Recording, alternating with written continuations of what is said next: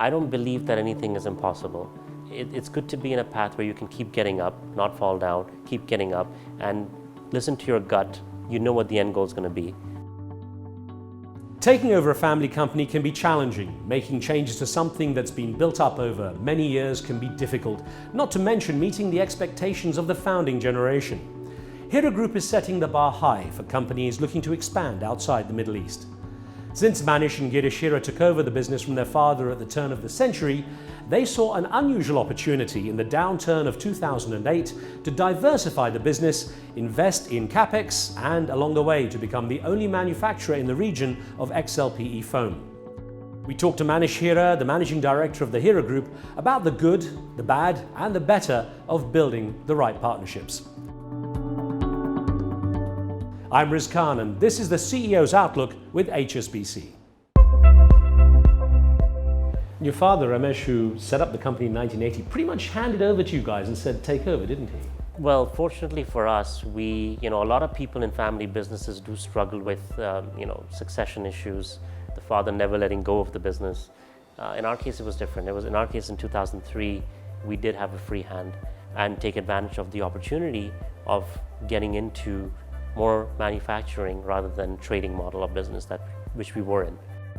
At core, you're still a family business. How has that helped shape the company? We're a second generation family business. My father started the business in 1980.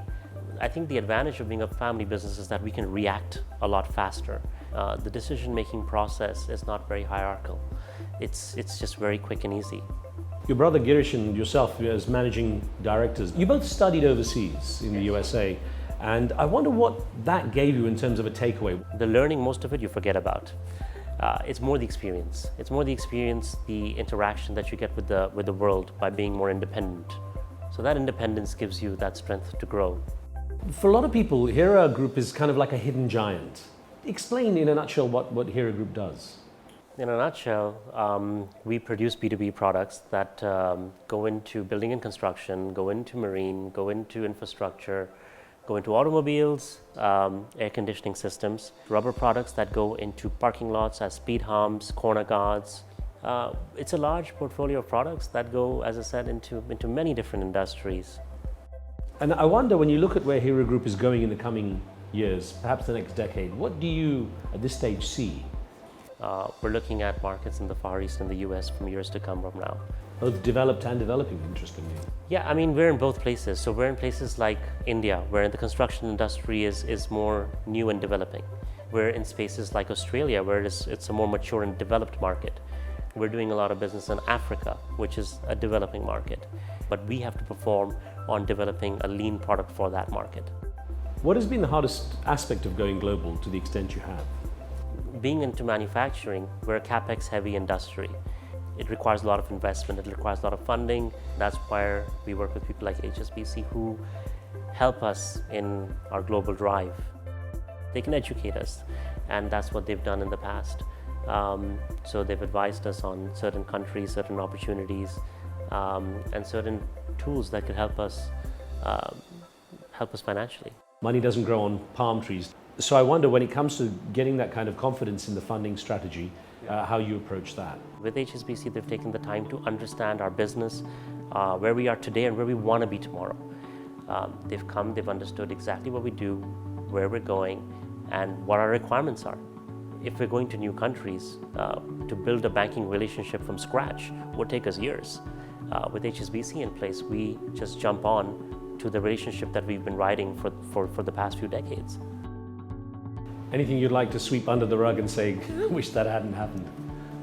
People, when they ask you what are your largest failures, because you need to fail to succeed. Rather than failure, I think when I entered the business, it was a very challenging environment. And I think that's where I learned probably the most. Being in an environment where construction was almost at a standstill, getting business was very difficult. The best part about it is that I've actually been able to produce a product that has gone into probably every pioneer building and architecture in the entire Middle East. Whether it's the Burj Khalifa, whether it might be the upcoming Kingdom Tower. That, for me, is glamorous. If you had the freedom, if you had the chance to basically step away, what would you do? I would just be on the beach. I love the beach. that's what I would like to do. I would like to just be somewhere quiet and just keep learning. It could be about anything. It could be learning about how to be a better photographer. It could be learning about how to be a better skier. It's just that if you're learning something new every day, you're keeping your mind occupied. Knowing when to bring in the right partners and invest in a business takes a great deal of skill and foresight, a move that can take a company to the global stage. The success of the Hira Group clearly demonstrates that. It goes without saying that with the right perspective, you can achieve anything in business.